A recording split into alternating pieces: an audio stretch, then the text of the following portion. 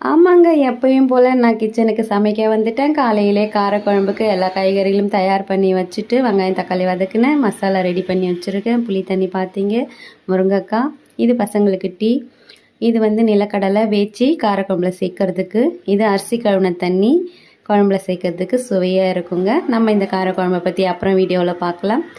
இன்னைக்கு பொழுது என்னென்னா, இந்த தான் காரக்குழம்பு நம்ம வீட்டில்.